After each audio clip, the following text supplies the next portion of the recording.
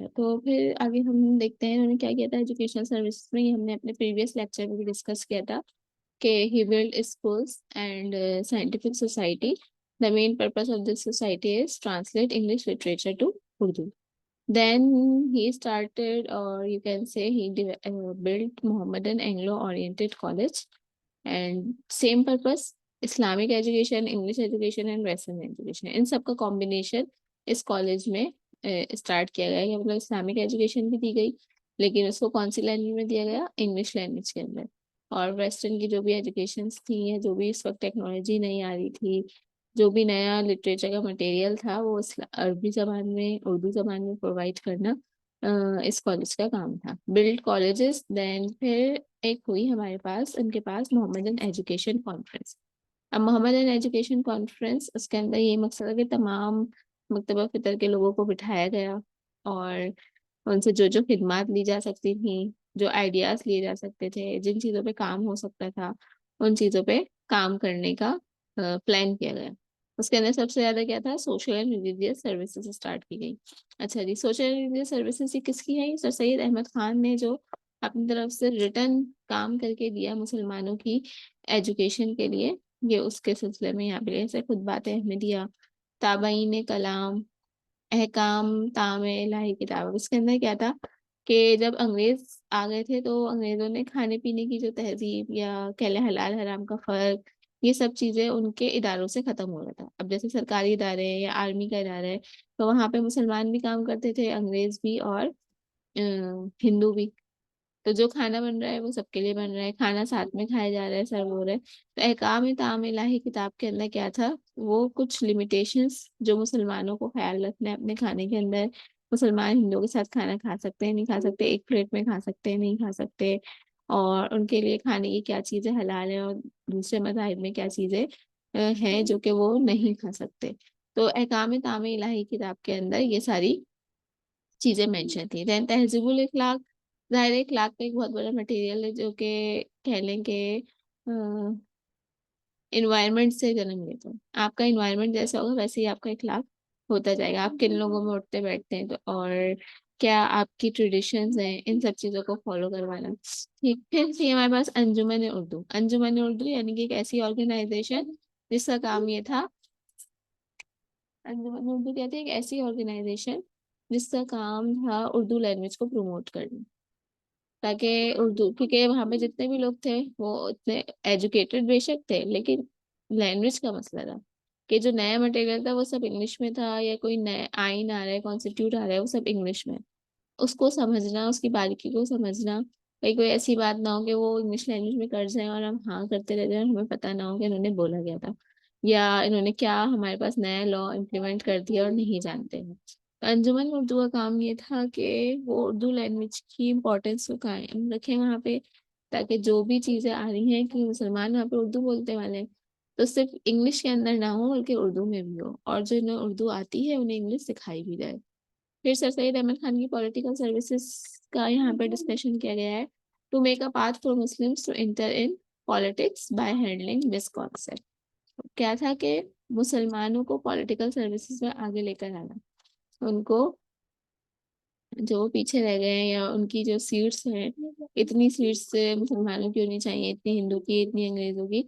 तो ये इस चीज की सर्विस, यानी इस चीज पे इन्होंने काम किया कि मुसलमानों को किस तरह से वो सियासत के अंदर दाखिल कर सकते हैं।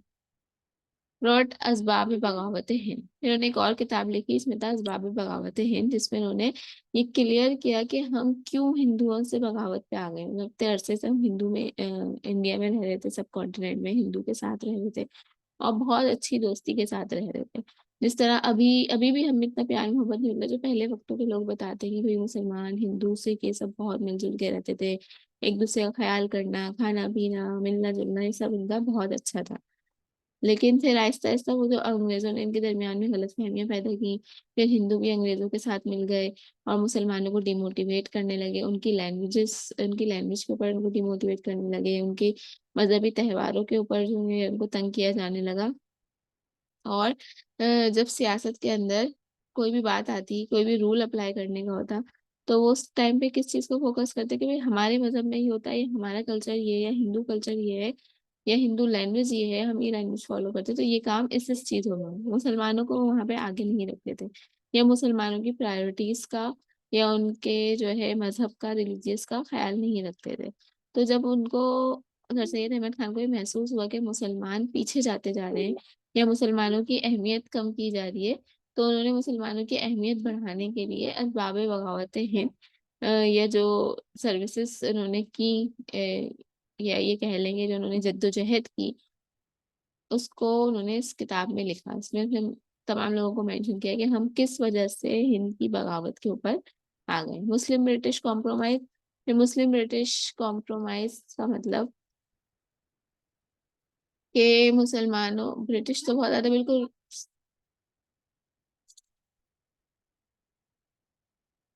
मुस्लिम ब्रिटिश कॉम्प्रोमाइज यानी कि दोनों के दरमियान में कहीं कोई सुलह की गुंजाइश निकलती हुई नजर आ रही है तो निकाल ली जाए, या ब्रिटिश को इस बात पे आमादा कर दिया जाए कि मुसलमान एक अपनी अहमियत रखते हैं सब कॉन्टिनेंट के अंदर, इसकी तरक्की में, इसकी बहाली में मुसलमानों का भी हाथ है, तो इसलिए मुसलमानों को भी एक इम्पोर्टेंस देनी चाहिए, उनका भी हर चीज़ में बराबर का हिस्सा होना चाहिए, शेयरिंग होनी चाहिए, और सियासत में भी उनको सीट्स वगैरह मिलनी चाहिए। इनके जो जिस तरह से होता है ना, आइन में इतने लोग या इतनी पार्टीज हमारे पास इस रूल को पास कर देंगी तो ये हो जाएगा, नहीं तो यही राइट मुसलमानों का भी होगा। अगर मुसलमान कहें कि उन्हें इस चीज़ पे कोई एतराज नहीं है तो ही वो लॉ इम्प्लीमेंट हो, तो ही वो आइन बने, अदरवाइज वो ना बने। वरना हो रहा क्या था कि अंग्रेज और हिंदू अपनी मिली भगत से जो चीज इम्प्लीमेंट करना चाहते थे, जो नया लॉ लाना चाहते थे, वो लॉ ले आते थे। ठीक है, तो ये जो हमारे पास कौन सा टॉपिक एंड हुआ है, Aligarh movement by sir Syed Ahmad Khan. इस टॉपिक से रिलेटेड मैं कुछ होमवर्क दे रही हूँ, वो मैं यहीं पे मेंशन भी कर रही हूँ, और ये आपने करना भी है।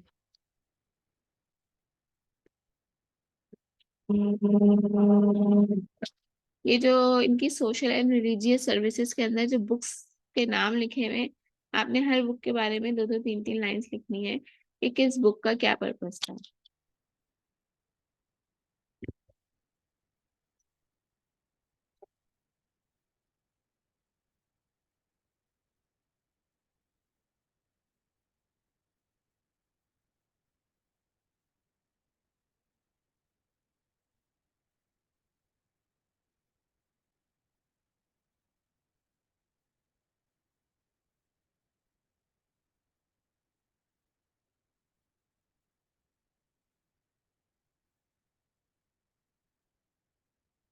आपको पता होना चाहिए कौन सी बुक किस पर्पस के लिए लिखी गई थी।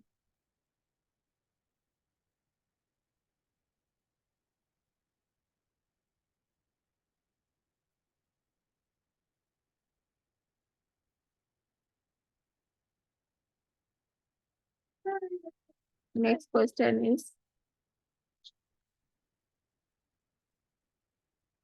What do you know about Aligarh movement. Aligarh movement के बारे में आप क्या जानते हैं? देखिए, हम यहाँ पे हमने इसके तीन चार पॉइंट डिस्कस किए, यानी हर अलग अलग पहलू हमने इसका देख लिया। ओवरऑल आप उसको हेडिंग वाइज लिखना चाहें या वैसे ही लिखना चाहें पैराग्राफ में, ओवरऑल अलीगढ़ मूवमेंट क्या थी, इसकी क्या अचीवमेंट्स थी, क्या मिस अचीवमेंट्स थी, इसका ऑब्जेक्टिव क्या था, ये सारी चीजें आपने इसके अंदर मेंशन करनी होगी।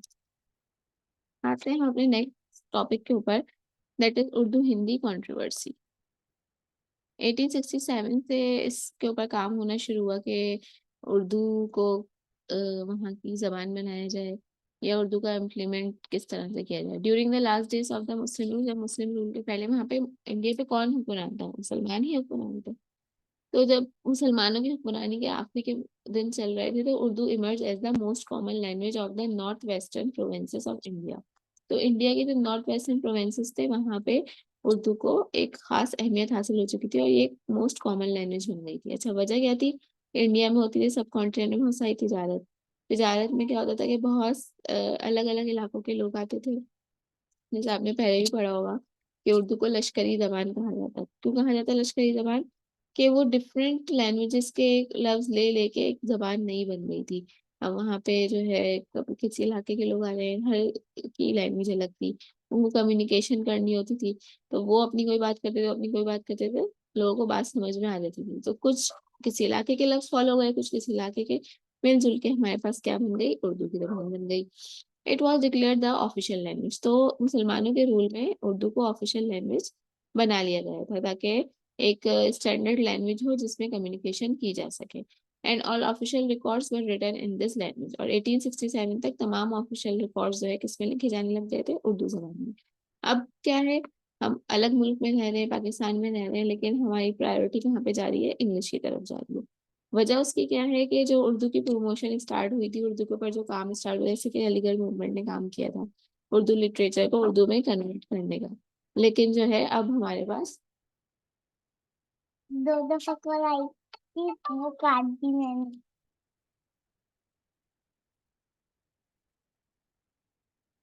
मम्मा दे देगी ना। अच्छा, तो it was declared the official language. In 1867, some prominent Hindus started a movement in Banaras in which they demanded the replacement of Urdu with Hindi. 1867 में क्या हुआ, जो कुछ हिंदू थे प्रोमिनेंट, जिनका काम ये था कि समझ लेंगे, ऐसे हिंदू जिन्होंने मुसलमानों के खिलाफ हो गए थे या इस्लामिस्ट के खिलाफ हो गए थे, जो अपना सरुख चाहते थे इस इलाके के अंदर, तो उन्होंने फिर उर्दू की रिप्लेसमेंट करना चाहिए, किससे, हिंदी से। उनका ये कहना था कि यहाँ पे अब कौन सी लैंग्वेज ऐड करनी चाहिए, हिंदी, हर जबान हर काम जो है आपका प्रॉपर डॉक्यूमेंटेशन हिंदी में हो। अच्छा, मैं पीछे ये बात कही थी, बीच में मैं रुक गई थी, कि हम अलग मुल्क में रह रहे हैं लेकिन फिर भी हमारा कंसंट्रेशन किसकी तरफ जा रहा है, इंग्लिश लैंग्वेज के ऊपर जा रहा है। वजह क्या है, वो जो कॉन्फ्रेंसेस हुई थी और जो मूवमेंट सर सैयद अहमद खान ने स्टार्ट की थी कि इंग्लिश लिटरेचर को या इंग्लिश रिसर्चर्स को कन्वर्ट किया जाए उर्दू में, ताकि मुसलमानों को उनको अपनी पर्पस या अपनी लैंग्वेज में मटेरियल मिले और वो भी मोर एजुकेशन हासिल कर सके। अब ये सिलसिला रुक गया है, अब कोई इसके ऊपर तवज्जो नहीं दे रहा कि जो नई रिसर्चेज आ रही हैं, नई बुक्स आ रही हैं, उनको उर्दू में कन्वर्ट किया जाए। तो इस वजह से मुसलमानों को इंग्लिश लैंग्वेज सीखनी भी पड़ रही है, और इंग्लिश लैंग्वेज में उनको सारा मटेरियल मिल रहा है। और जो भी हमारे पास मोस्ट सर्विसेज हैं इंटरनेट की या सॉफ्टवेयर्स हैं, वो सब बाहर के ममालिक में बन रहे हैं, तो उनकी लैंग्वेज भी चेंज है। तो इसलिए हमें अपने आप को उर्दू को छोड़ के इस लैंग्वेज की तरफ जाना पड़ रहा है, क्योंकि उर्दू में हमारे पास ऐसे सॉफ्टवेयर इंजीनियर्स हैं या कह लेंगे सॉफ्टवेयर डेवलप हो रहे हैं, लेकिन वो भी जो है उर्दू को मुश्किल समझते हैं या उर्दू के ऊपर इम्प्लीमेंट नहीं कर रहे, क्योंकि वो देखते हैं कि स्टैंडर्ड या नेशनल लैंग्वेज क्या है, स्टैंडर्ड लैंग्वेज या नेशनल सॉरी इंटरनेशनल लैंग्वेज हमारे पास इंग्लिश है, तमाम उसके ऊपर कम्युनिकेट कर रहे होते हैं। तो वो फिर एक जर्नलाइज्ड वेबसाइट बना रहे हैं या सॉफ्टवेयर बना रहे हैं, तो वो स्टैंडर्ड वाली लैंग्वेज यूज कर रहे होते हैं, उर्दू की तरफ तवज्जो नहीं दे रहे होते। अगर ऐसा हो जाए कि उर्दू की तरफ तवज्जो दी जाने लगे, तो इसके लिए मुमकिन क्या है कि जितना भी इंग्लिश लिटरेचर है वो हमारे पास उर्दू में भी अवेलेबल है। अब जैसे अगर आप जापान की या चाइना की एग्जांपल ले लें, तो उनके ममालिक में जो है इंग्लिश को इतनी ज़्यादा अहमियत नहीं दी जाती। क्यों? क्योंकि उनके पास अपना लिटरेचर कन्वर्टेड मौजूद है, वो अपनी ही लैंग्वेज यूज करते हैं बोलने में भी। उनके आप देखेंगे उनके प्राइम मिनिस्टर वगैरह कहीं जाएंगे मीटिंग में, तो उनका ट्रांसलेटर साथ जा रहा है, वो जाके इंग्लिश में खिताब नहीं करते, वो जाके अपनी ही लैंग्वेज में खिताब करते हैं, और उनका ट्रांसलेटर उसको बाकी लैंग्वेजेस में, जिस भी लैंग्वेज में कन्वर्ट करने की जरूरत होती है, करके देता है। तो इसके लिए हमें तरक्की इतनी करनी होगी कि हम इतने स्ट्रांग बने कि जिस तरह एक इंग्लिश अभी इंटरनेशनल लैंग्वेज बनी हुई है, सारा मटेरियल इंग्लिश में मौजूद है, अगर हम वही मटेरियल नई रिसर्चेज आनी है उर्दू में भी अवेलेबल कर दें, तो सबके लिए उर्दू को प्रमोट करना आसान होगा। अच्छा जी, हम आगे बढ़ते हैं कि वो क्या चाहते थे हिंदूज के, हम रिप्लेस कर दें उर्दू लैंग्वेज को हिंदी से, Persian script with the Devanagari script. अच्छा, जो भी पर्शियन में फारसी भी बहुत बोली जाती थी, और फारसी में जो चीजें मौजूद हैं वो देवनागरी स्क्रिप्ट में कन्वर्ट हो जाए as the court language in the north western provinces, और उसको वहाँ की कोर्ट लैंग्वेज बना दिया जाए। The reason for opposing Urdu was the language was written in Persian script which was similar to the Arabic. अच्छा, वजह क्या थी इसके पीछे, कि ऐसे बैठे बैठाए क्या सोच आई कि हमें उर्दू में अब नहीं, हमें हिंदी में कन्वर्ट होना है, कि उर्दू और फारसी ये सब किससे मिलते जुलते हैं, अरबी से मिलते जुलते हैं, सब एक कह लें आपस में बहन भाई हैं। उर्दू के कुछ लफ्ज फारसी है, कुछ लफ्ज अरबी है, कुछ लफ्ज पढ़ के आपको उनके मतलब एक जैसे लग रहे होते हैं। और अरबी कौन सी लैंग्वेज है, अरबी the language of the Quran, और कुरान जो है मुसलमानों की हॉली बुक है, तो हिंदू कैसे बर्दाश्त कर सकते हैं कि मुसलमानों की जो मुकद्दस किताब है और जो मुकद्दस जबान है, वो उनके इलाके में इम्प्लीमेंट हो। The movement grow quickly and within a few months spread throughout the Hindu population of the north western provinces of India. The headquarters of this movement were in Allahabad. अच्छा जी, इस मूवमेंट में जो काम चल रहा था कहाँ से चल रहा था? इलाहाबाद से। इलाहाबाद इंडिया के इलाके का नाम है। This situation provoked the Muslims to come out in order to protect the importance of the Urdu. तब मुसलमानों को रियलाइज हुआ कि अब हिंदू उनके खिलाफ हो रहे हैं, उनकी लैंग्वेज के खिलाफ हो रहे हैं। जब वो हमारी लैंग्वेज बर्दाश्त नहीं कर सकते तो वो हमें भी बर्दाश्त नहीं करेंगे, और हमारा कल्चर, हमारे ट्रेडिशंस भी इनकी बर्दाश्त से बाहर होंगे। दैट्स वाई सर सैयद ने जो है ये मुहिम स्टार्ट की थी कि वो मुसलमानों को एक अलग वतन की तरफ लेकर आए, ताकि जो लोग उनको उनकी लैंग्वेज बर्दाश्त नहीं कर सकते, उसके ऊपर उनके साथ इतने मसले कर रहे हैं, तो फिर उनके कल्चर और ट्रेडिशन को कैसे फॉलो करने पड़ेंगे। उनकी ईद बकरीद के त्यौहार, उनके और मजहबी त्यौहार, रबीउल अव्वल है, और भी चीजें हैं, या मस्जिद में जाना है, इबादतें करनी है, तो उन सब पे भी फिर आहिस्ता आहिस्ता हिंदू और अंग्रेजों का एतराज होता। अम्म, इस great effect on the life, अच्छा, इस सारी मूवमेंट ने सर सैयद अहमद खान को सोचने पे मजबूर कर दिया था। यही सारी बातें जो मैंने आपको बात बताई। अच्छा, उनकी क्या राय थी? Two nations are like two eyes of the beautiful bride India. उनका कहना था दो अगर नेशंस हैं तो क्या है, समझ लो, ब्यूटीफुल ब्राइड मतलब एक खूबसूरत दुल्हन की दो आंखों की तरह होती हैं। Before this event he had been a great advocate of Hindu. इससे पहले क्या था कि वो किस नजर से देखते थे, ये वो बता रहे हैं। अब तो उन्होंने कह दिया ना अलग होना चाहिए। पहले वो कहते थे कि हिंदू और मुस्लिम की यूनिटी ऐसी है जैसे किसी दुल्हन की दो आंखें, अगर दुल्हन की एक आंख नहीं होगी तो बदसूरत लगेगी। दुल्हन की दो आंखें हैं तो ही दुल्हन खूबसूरत लग रही है, प्यार लग रही है। तो इंडिया को उन्होंने दुल्हन की मिसाल दी थी। और दो आंखें कौन सी थी? एक हिंदू की और एक मुसलमान की। But this movement completely altered his point of view. फिर उन्होंने अपना पॉइंट ऑफ व्यू चेंज किया और टू नेशन थ्योरी दी। टू नेशन थ्योरी में क्या प्रेडिक्ट किया? Differences between the two groups would increase with the passage of time. मतलब दो अलग अलग ग्रुप हैं, किसी एक हद तक वो जो है एक रहेंगे। जैसे कि आप समझ लें कि एक घर में दो बहुएं रह रही हैं, किसी हद तक एक साथ रहेंगी, लेकिन आगे जाके उनमें कोई ना कोई किसी भी वजह से मसाइल हो सकते हैं, या कह लें कि कोई ना कोई बात हो जाती है। ठीक है, तो यही मिसाल यहाँ पे कि इंडिया और पाकिस्तान, या हिंदू और मुसलमान दो बहुएं थी जो कि 100 साल में रह रही थी, और फिर आहिस्ता आहिस्ता इनके दरमियान में डिफरेंसेस बढ़ते गए।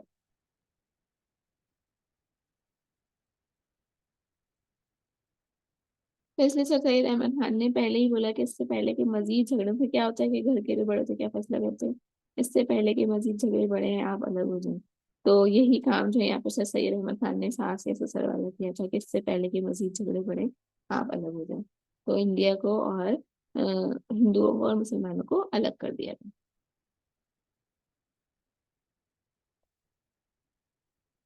जैसे कि एक म्यान में कहते हैं दो तलवारें नहीं रह सकती, तो उस टाइम ये हो गया था कि एक इंडिया के अंदर दो अलग अलग ग्रुप नहीं रह सकते।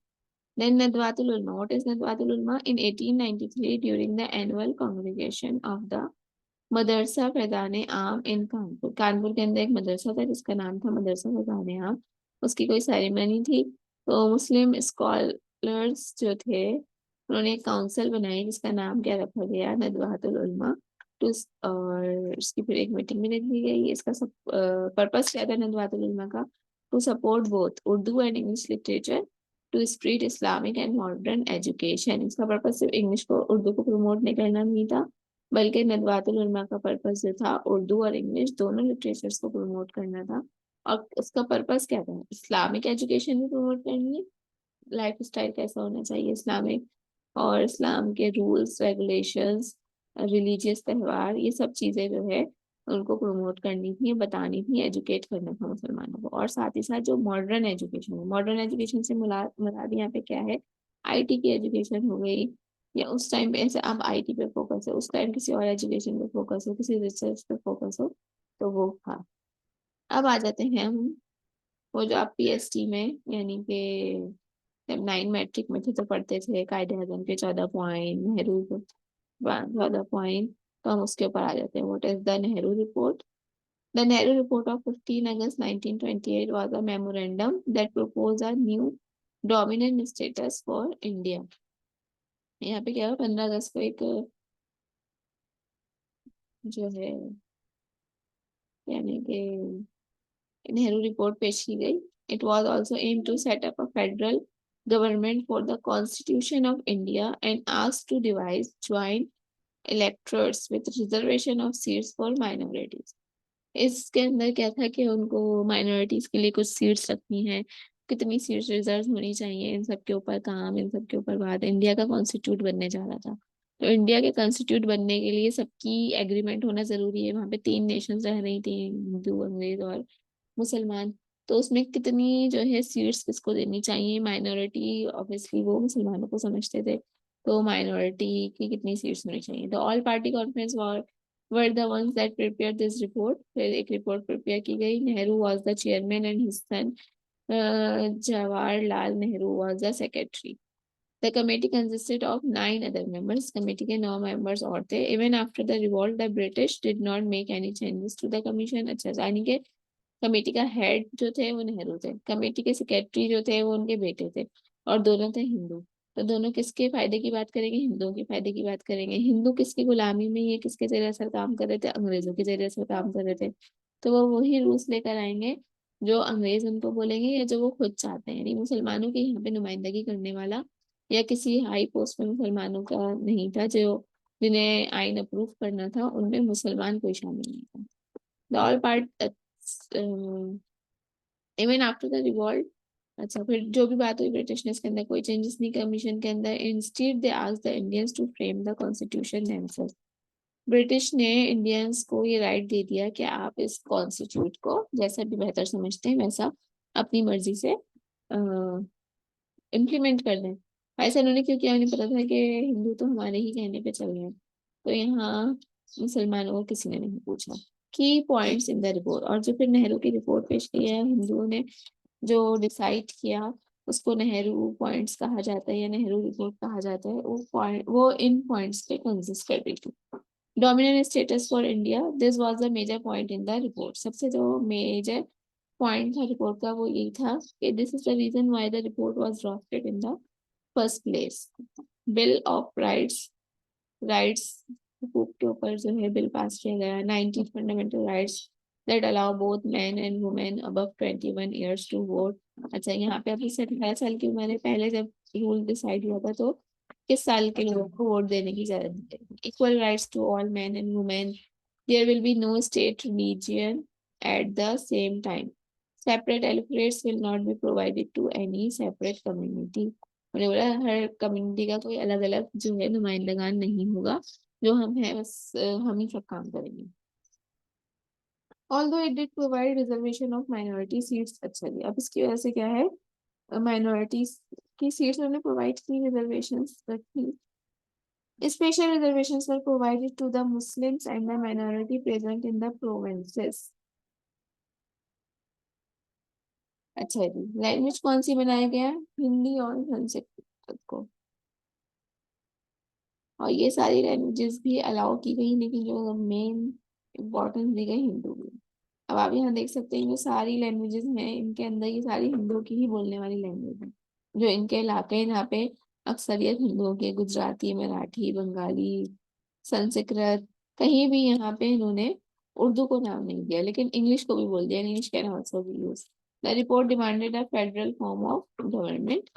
There should be a bicameral legislature at the center and the ministry would be responsible for it. Governor general जो होगा वो कॉन्स्टिट्यूशनल हेड होगा, यानी आइन का जिम्मेदार होगा, आइन बनाने का, आइन इम्प्लीमेंट करवाने का. और गवर्नर जनरल भी जो था वो हिंदू ही था, इसलिए जो आइन आया वो भी हिंदुओं की फेवर के अंदर आया, उनकी जमान के फेवर में आया. Supreme court should be formulated and provinces would be divide along linguistic lines. अच्छा जी, सुप्रीम कोर्ट फैसला करेगी, वही जो है प्रोविंसेस बनाएगी. ये सब था नेहरू रिपोर्ट के अंदर. अब जब इस रिपोर्ट को पढ़ा गया, ये नेहरू रिपोर्ट कौन से सन में आई थी, यहाँ पे मेंशन है क्या, 1928 के अंदर. फिर जब इस रिपोर्ट को पढ़ा गया, इस रिपोर्ट को मुसलमानों का एतराज हुआ. जिन्ना का क्या रिएक्शन है, जिन्ना मोहम्मद अली जिन्ना का के ऊपर क्या रिएक्शन था. और जब आप ये देखें, पाकिस्तान कब आजाद हुआ, 1947 से. और ये जद्दोजहद कब से चल रही है. कोई भी काम कहते हैं ना आसान नहीं होता, पत्थर पे पानी पड़े या कोई पत्थर है उसमें बारिश की बूंदें गिरती रहे तो उसमें भी थोड़ा बहुत सुराख हो जाता है। तो ये जद्दोजहद तो 1867 से चल रही है। ठीक है, 1857 में वॉर ऑफ इंडिपेंडेंस हुई, उसके बाद मुसलमान को रियलाइज हो गया कि हालांकि ब्रिटिश इसमें हार गए थे, लेकिन मुसलमानों को रियलाइज हो गया कि अब उनको अपने लिए कुछ करना है। 1857 से उन्होंने स्टार्ट किए थे, 1947 के अंदर जाके यानी कि तकरीबन 90 साल जो है उन्होंने इसके ऊपर लगाए, अपनी जद्दोजहद के ऊपर। हालात इस दौरान बहुत ज्यादा खराब होते गए, बहुत मुसलमानों ने अपनी जानें खोई, और आखिर में 1947 में जाके हमको पाकिस्तान मिला। अब इसलिए हमें इसकी कदर करने की जरूरत है। अब देख रहे हैं, अब हम तो बिल्कुल आजाद है ना, मतलब हम जिस तरह से दुनिया में आए, हमने इस तरह की कोई सिचुएशन नहीं देखी। अब आपका काम है पाकिस्तान की कदर करना। हम क्या कर रहे होते हैं, इंडिया की तारीफें कर रहे हैं, इंडिया के गाने देख रहे हैं, इंडिया की मूवीज देख रहे हैं, इंडिया के कल्चर को प्रमोट कर रहे हैं। जिन लोगों ने हमें इतनी तकलीफें दी, यानी हमारे आबाउजाद को, और इतना उनको सताया, तो अब हमें भी मतलब अपने ऊपर थोड़ा फोकस करना है, अपनी पहचान बनानी है, अपनी लैंग्वेज की पहचान बनानी है। अंग्रेजों की तरह वेस्टर्न स्टाइल को फॉलो करना, इंडियन स्टाइल को फॉलो करना, या जो है उनके कल्चर को फॉलो करना, तो फिर पर्पस जो इतने लोगों ने जाने दी, पूरे 190 साल की जद्दोजहद के बाद एक मुल्क हमको दिया, उस मुल्क की कदर करना अब हमारी जिम्मेदारी है। In 1929, Muhammad Ali Jinnah gave 14 points that become the demands of the Muslims to participate in independent united India. कौन कौन सी डिमांड उन्होंने की? उन्होंने कहा कि जो एक इंडिपेंडेंट इंडिया बनने जा रहा है उसके अंदर मुसलमानों का भी तो रोल है। The federal constitution should be formulated with the residuary powers. Federal constitution जो है उसको ये सारी यानी जो भी आइन वफाक का पास होगा, उसके अंदर क्या क्या पावर्स दी जाएंगी। All provinces should have this one thing in common, equal autonomy. तमाम सूबों को इक्वल राइट्स दिए जाएंगे। सबसे मेन फोकस किसका था ये? अल्लाह में सॉरी कायदे आजम ने ये कहा था। ऑल द लेजिस्लेचर्स यानी और जितने भी rules and other elected committees present in India should be confined to the principle of educate and effective representation of minorities। जितनी भी हमारे पास कमिटीज बनेंगी उसके अंदर माइनॉरिटीज की इफेक्टिव रिप्रेजेंटेशन होनी चाहिए। ऐसा नहीं कि ज्यादा आबादी वाले इलाकों को, ज्यादा आबादी वाले या ज्यादा हिंदुओं वाली पॉपुलेशन को आप जो है तरजीह दें। This rule should be present in every province, और ये प्रोविंस जो है हर सॉरी ये रूल हर प्रोविंस में इम्प्लीमेंट होगा कि माइनॉरिटीज को अहमियत दी जाएगी। Muslims in the central legislature should not be less than, अच्छा 1/3। इनकी जो होगी कमेटी कह लें, या जो लॉज या आइन इम्प्लीमेंट करना है, उसमें मुसलमानों की जो अक्सरियत है या मुसलमानों की जो शमूलियत है वो 1/3 होनी चाहिए। Representation of the communal group should continue and separate electorate should be provided. आवाज सुन रहे हैं? If there is some territorial distribution happening, then it should have any negative impact on the Muslims present in Punjab, Bengal and WS। अच्छा, उस time पे कौन से इलाकों में मुसलमानों की अक्सरियत थी? Punjab, Bengal and NWS। आपसे पूछा भी जा सकता है कि मुसलमानों की आबादी वाले ज्यादा या प्रोविंसेस कौन से थे, तो पंजाब, बंगाल और NWFP थे। उन्होंने कहा कि कोई भी डिस्ट्रीब्यूशन के कोई भी आइन पास करते हुए, कोई भी टेरिटोरियल डिस्ट्रीब्यूशन करते हुए कोई भी मिसहैप होता है, या कोई लॉज में कह ले राइट्स में अप एंड डाउन होता है, तो सबसे ज्यादा मुसलमानों को इम्पेक्ट करेगा और मुसलमानों को निगेटिव इम्पेक्ट करेगा। इन 3 इलाकों के प्रोविंसेस जो हैं आपसे नाराज रहेंगे। फुल रिलीजियस लाइबर्टी, हर किसी को रिलीजियस लाइबर्टी होनी चाहिए, आज़ादी होनी चाहिए। मुसलमान अपनी मस्जिद में जाएं, सिख अपने उसमें जाएं चर्च में, और हिंदू अपने मंदिर में जाएं। कोई किसी की मस्जिद को, किसी के मंदिर को या चर्च को बुरा नहीं कहेगा। No resolution from the legislature should be generated if 3/4 of the members oppose the bill. अच्छा, 3/4 मेंबर्स अगर जो है क्या कर दें, अपोज कर दें बिल को, तो वो बिल जो है पास नहीं होगा। ठीक है, वरना वो क्या कर रहे थे, मुसलमानों को या जो माइनॉरिटीज हैं उनको तो पार्लियामेंट में शामिल कर ही नहीं रहे थे कि वो अपना राइट्स दें। बस उन्होंने कॉन्स्टिट्यूशनल हेड बना दिया था, वो जो कि नेहरू साहब थे, उनका बेटा जो था वो उसका वो भी उसी किसी जनरल सेक्रेटरी था, तो वही दोनों सब करते हैं। तो उन्होंने बोला जब तमाम मेंबर से पूछा जाए, अगर थर्ड फोर्थ जो है पर्सन जो है एग्री हो तो ही वो लॉ इम्प्लीमेंट होगा, वरना नहीं होगा। और इसके अंदर मुसलमानों से भी, मतलब मुसलमानों को भी उसका मेंबर बनाया जाएगा ताकि मुसलमान अपनी राय दे सकें, क्योंकि वो भी यहाँ पे हिस्सा है, उनकी भी अच्छी खासी पॉपुलेशन है इस मुल्क में। तो राइट्स एंड रूल्स सबके लिए फॉलो होंगे। There should be a separation of Sindh from Mumbai. ने बोला सिंध को मुंबई से अलग कर दिया जाए, क्योंकि सिंध में मुसलमानों की अक्सरियत ज्यादा है और उन्हीं की रिलीजियस फॉलो हो रहा होगा। Reforms to be introduce in the NWFA and Balochistan. Adequate share in all the services should be provided to all Muslims. अच्छा जी, तमाम सर्विसेज जो भी प्रोवाइड की जाएंगी मुसलमानों को, उनका बराबर का हिस्सा या कह लें बराबरी की बुनियाद पे किया जाएगा। Constitution should put a heavy emphasis on the protection of Muslim religion.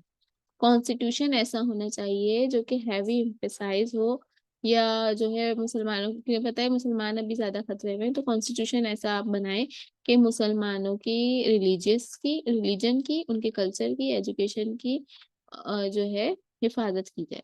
Charitable institution and personal law. और चैरिटेबल मुसलमान क्योंकि अब ज्यादा कह लें कि अमीर नहीं रहते या उनकी माली हालत इतनी ज्यादा नहीं थी, तो चैरिटेबल इंस्टीट्यूट्स बनाए जाए जिनकी फीसेस कम हो, जिनको वो बदर कर सकें। एंड पर्सनल लॉज, और उनके हवाले से पर्सनल लॉज, उनके रिलीजियस के हवाले से भी अलग से लॉज बनाए जाए। 1/3 representation to all the Muslims in both central and provincial cabinets. ये जो आइन के दोनों इदारे हैं उनके अंदर मुसलमानों की 1/3 प्रेजेंटेशन होनी चाहिए। अब देखिए दोनों चीजों में कौन से नंबर इंपॉर्टेंट है। 1/3 ने बोला 1/3 रिप्रेजेंटेशन होनी चाहिए, और अगर 1/3 लोगों ने किसी आइन को आने से मना कर दिया तो वो आइन नहीं आएगा। इस 1/3 के अंदर मुसलमान भी अपनी राय दे सकते हैं, हिंदू भी, संस्कृत भी, सिख भी। इसमें से अगर वो 1/3 हो गए तो ये आइन पास नहीं होगा। Consent of the provinces is mandatory if changes need to be made in the constitution. अच्छा जी, अगर if changes need to be made in the, अगर आइन के अंदर कोई भी चेंजेस करने की जरूरत है तो वो प्रोविंसेस के ऊपर मैंडेटरी है कि वो इस आइन को तब्दील करें और उसकी इम्प्लीमेंटेशन करें। अच्छा जी, हाँ मैंने होमवर्क आपको एक ऊपर मेंशन किया था, उसी होमवर्क के साथ मैं एक आपको और होमवर्क दे रही हूँ। उसमें आपने करना ये है कि नेहरू रिपोर्ट तो हमने पढ़ ली कि ये इस तरह से है, और हमने क्या पढ़ लिया, जिन्ना का रिएक्शन भी पढ़ लिया इस रिपोर्ट के ऊपर। जिन्ना का जो रिएक्शन आया इस रिपोर्ट पे, इसको आप जरा थोड़ा सा एक्सप्लेन कर दीजिए कि क्या है ये रिएक्शन। मैं असाइनमेंट नहीं दे रही है अभी प्रॉपर, आप इसको होमवर्क कर कर ही रखें। असाइनमेंट दूंगी तो मैं रिटर्न फॉर्म में अलग से आपको पेपर दूंगी, आप वो करिएगा। अभी फिलहाल आपने बताना है कि इनके 14 पॉइंट्स को आपने एक्सप्लेन करना है। ये जो सारी ये बातें बोल रहे हैं ना, इसमें इस बात का क्या मतलब है, इस बात का क्या मतलब है, 1/3 रिप्रेजेंटेशन से क्या मतलब है, ठीक है। तो explanation of the Jinnah's reaction to the report.